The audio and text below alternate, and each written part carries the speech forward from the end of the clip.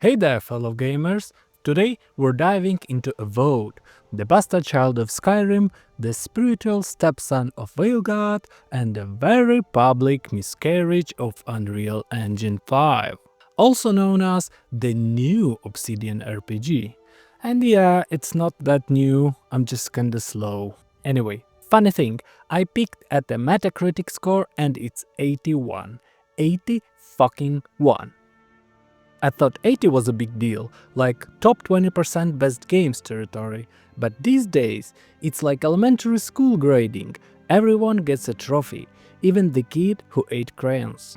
I'm in danger! Like seriously, by today's standards, if you ship a game that runs above 15 FPS and the main character doesn't scream racial slurs randomly, congrats, here's your 80 plus score. Personally, I'd give Black Myth Wukong a 75. It's a great game, fresh vibe thanks to the Chinese mythology, fun gameplay, good visuals, but it's not life-changing. Kingdom Come Deliverance 2? Now, that's a 90. That game has soul, like someone handcrafted it with blood, sweat, and Slavic tears. When you finish it, you don't just go, that was nice. You sit there staring at a wall, wondering how you'll ever feel joy again.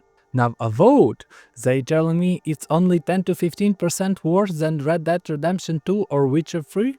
No. Alright, let's crack open this Skyrim Successor and see what's inside. Spoiler, it's mold. Character creation, or who the fuck are you? First thing, the game treats you like Europe treat France.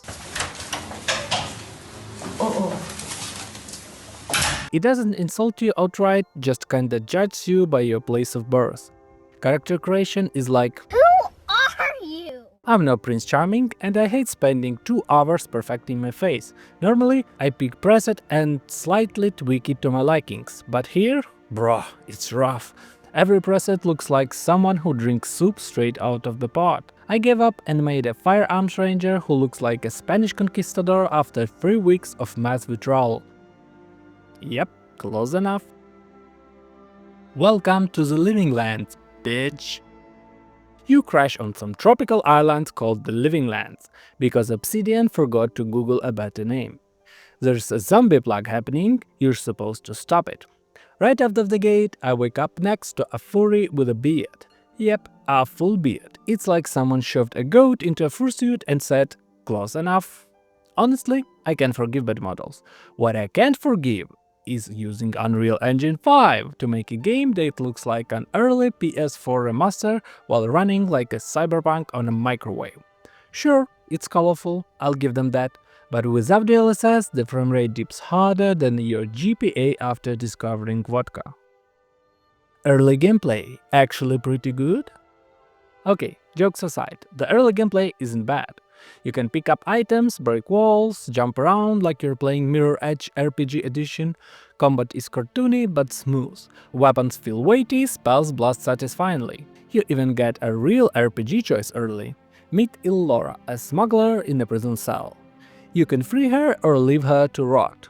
Your decision matters later. Wow, consequences in 2025! Also, you meet your first party member, Kai. He's chill, gives some commentary, definitely not winning Best Bro of the Year, but solid enough that you don't immediately mute him. The plot: you're a colonizer now, congrats! Then bam, you're shot trying to enter a city. Die immediately, dead. Story over, no refunds. Just kidding. A spooky voice yanks your soul out of the afterlife and shoves it back into you like, nah bro, you got work to do. Now plot twist. Turns out, you're a colonizer. Yep, you personally, you, oppressed these lands by, being born. Haven't even unsheathed a weapon yet and somehow I'm the villain. Love that. You can practically hear Todd Howard whispering, Hey, you. You're finally awake. the overall plot isn't particularly sophisticated or inventive. It juggles 3 themes: ecology, nature good, people shit, colonialism, empire with autonomy, and second chances. Does a murderer or genocidal god deserve redemption? And never elevates any of them into a true gripping drama. Companions. Meet the therapy squad. You roll with 4 teammates. Kai, voice warrior dude, absolute gigachat. Marius, a dwarf but not a dwarf because special lore reasons. Giat, pretty healer girl. Personality, please don't die. Yatsli, furry mage nerd, probably smells like wet socks. They're fine. They talk like they're fresh off Whalesguard yoga retreat, but unlike Whalesguard, this character feels more charismatic thanks to talented voice actors. The Inquisitor looks more funnier than threatening, but talented Deborah Wilson's performance adds tension in my pants. But the writing? Bruh. It's like they gave ChatGPT $20 and a half-eaten burrito and said, write epic lore. Every conversation has at least 2 footnotes. Every single one.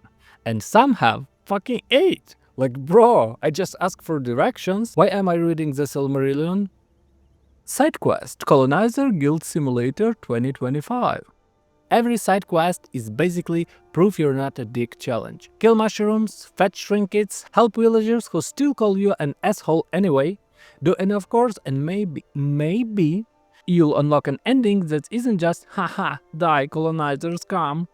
Honestly, at this point I felt like a DoorDash driver for the Living Lands. Gameplay.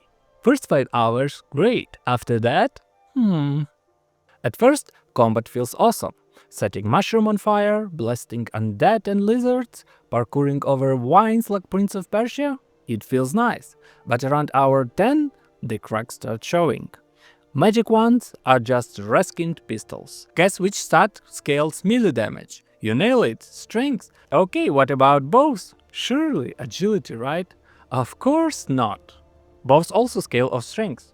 Clearly because aiming is for nerds and real archers just shoot through the walls. And you'll never believe this. Firearms and magic spells? Yep, strength again. Casting a spell from your grimoire is strength. Firing an arquebus or pistol is strength. Every single damage type in this game hinges on one stat, strength. What the fuck is this? It's RPG.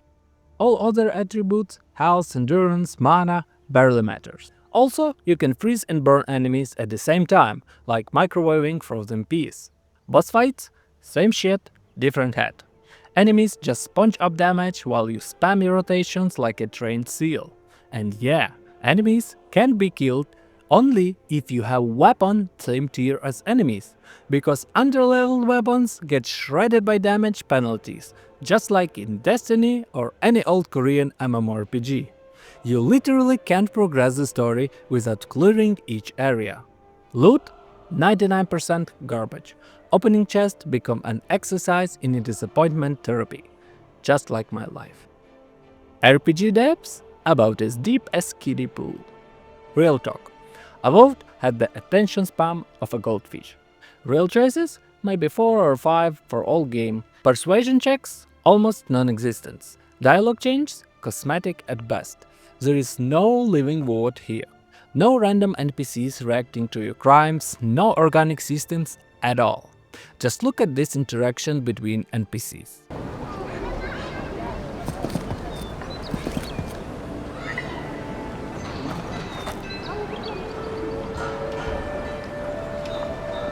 Yes, there is no interactions at all.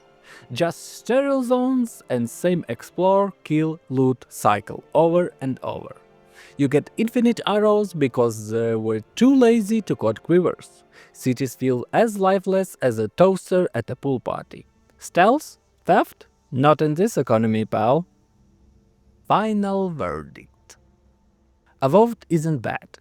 It's not great. It's aggressively average. Solid combat, colorful world, good voice acting, but buried under grindy, soulless gameplay loops and try-hard writing. I give it a 60.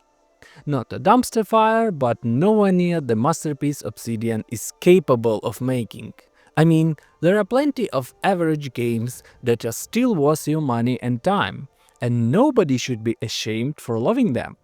Except if you're a studio capable of crafting legendary classics, then turn around and pump out a mediocre grind feast. Now that is something to be ashamed of, Jesus fucking Christ. Seriously, Obsidian, if the second Afterworlds flops too, I'm sending a strongly worded letter. And by letter, I mean brick. So please like and subscribe for more slightly degenerative reviews. Or don't, I'm not your dad. But I can be. Just send your mama's phone number to me.